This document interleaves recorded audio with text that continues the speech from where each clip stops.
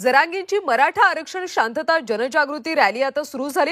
हिंगोलीतून जनजागृती रॅलीला सुरुवात होणार आहे। शिवरायांच्या पुतळ्याच्या दर्शनाने रॅलीला सुरुवात होणार आहे। हिंगोलीमध्ये पोलिसांचा आता चोख बंदोबस्त पाहायला मिळतो। जरांगेंच्या मराठा आरक्षण शांतता रॅलीला आजपासून सुरुवात होणार आहे। शिवरायांच्या पुतळ्याच्या दर्शनाने या रॅलीला सुरुवात होईल। हिंगोलीमध्ये सध्या पोलिसांचा चोख बंदोबस्त पाहायला मिळतो। सविस्तर माहिती घेऊयात आमचे प्रतिनिधी नितेश महाजन यांच्याकडून। नितेश, जरांगेंच्या रॅलीला आजपासून सुरुवात होते, कशा पद्धतीने तयारी करण्यात आली? जरांगे पाटील यांच्या मराठवाड्याच्या दौऱ्याला आजपासून सुरुवात होत आहे। हिंगोलीपासून ही सुरुवात होणार आहे आणि दुपारी 12 वाजता हिंगोलीमध्ये त्यांच्या रॅलीला सुरुवात होईल। आता काही मिनिटातच आंतरवाली सराटीतून मनोज जरांगे पाटील हे ग्रामदेवतेचं दर्शन घेऊन हिंगोलीकडे रवाना होणार आहे आणि हिंगोलीमध्ये आज जय्यत अशी तयारी त्यांच्या रॅलीची करण्यात आलेली आहे।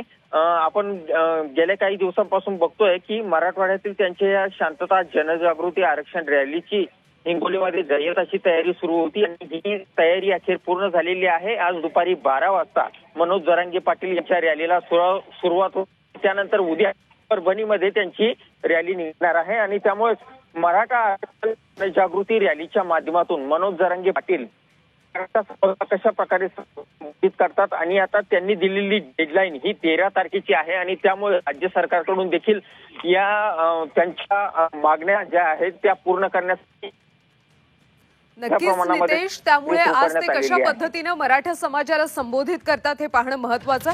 धन्यवाद माहितीसाठी। तर हिंगोलीतून जनजागृती रॅलीला आजपासून सुरुवात होते। शिवरायांच्या पुतळ्याच्या दर्शनाने या रॅलीला सुरुवात होणार आहे आणि त्यामुळे हिंगोलीमध्ये आता पोलिसांचा चोख बंदोबस्त पाहायला मिळतो। चलो फटाफट चलो। जरांगेंची मराठा आरक्षण शांतता जनजागृती रॅलीला आजपासून सुरुवात होते। हिंगोलीमध्ये या रॅलीला सुरुवात होणार आहे आणि त्यामुळे हिंगोलीमध्ये चोख बंदोबस्त देखील करण्यात आला। काही वेळातच आंतरवाली सराटीमधून मनोज जरांगे पाटील हिंगोलीसाठी निघतील आणि तिथे गेल्यानंतर ते मराठा समाजाला संबोधित करणार आहे। त्यामुळे आता ही त्यांची जनजागृती शांतता रॅली कशा पद्धतीने पार पडते हे पाहणं अतिशय महत्त्वाचं आहे। छत्रपती शिवाजी महाराज की जय।